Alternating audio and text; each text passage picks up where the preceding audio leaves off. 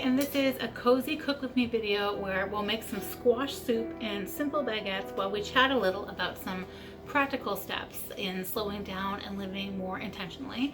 I will link the full recipes for both the bread and the soup in my blog in the description, so let's get into it.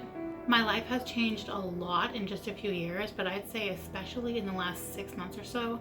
And even though there is a lot to talk about on the topics of slowing life down, living more intentionally, living seasonally, and even minimalism, it really just comes down to a handful of changes that revolve around time, space, and money.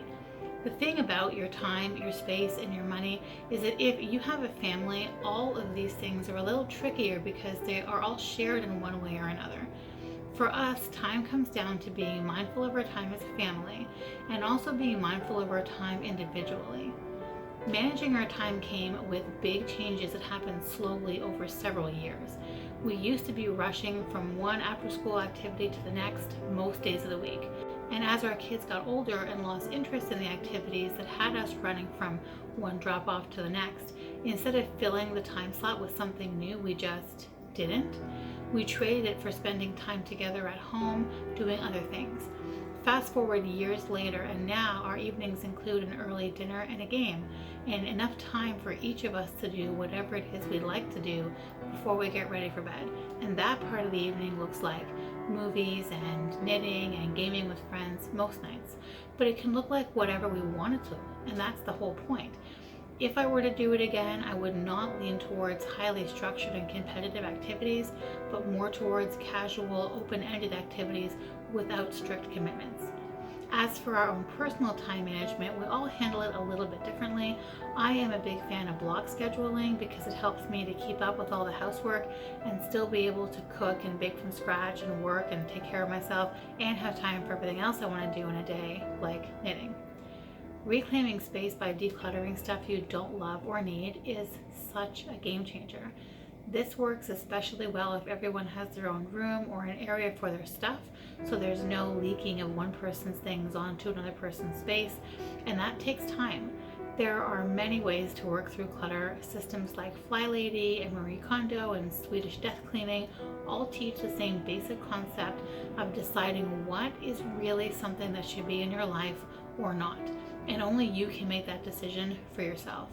So if I'm the only one that can make those decisions for myself, that also means that only my teenagers can make those decisions for themselves.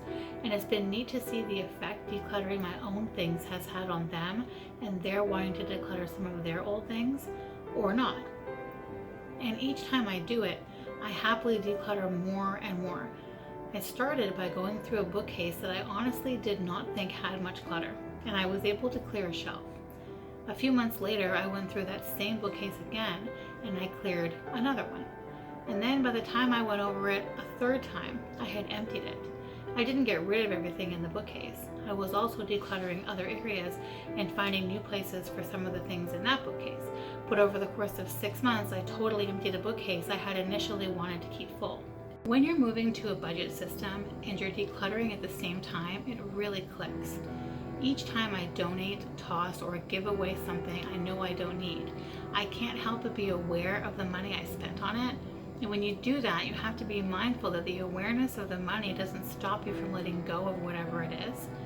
So when I decided I didn't need yet another cookie jar, I left one on the curb to be someone else's treasure. I had remorse of buying something that I was ultimately getting rid of, but it also fueled my determination to not buy things I don't need, so I don't repeat this same scenario over and over again. And there will be things that you'll get rid of that have served you well for many years that you just don't need anymore. We homeschooled for years when our kids were young, and we were left with hundreds of heavy, cumbersome books that we have zero use for. It's okay to sell them or donate them without remorse or guilt. The desire to save things to be passed down can be strong, and those are decisions you have to make for yourself. If you have the space to save the crib you've had since your firstborn, go for it.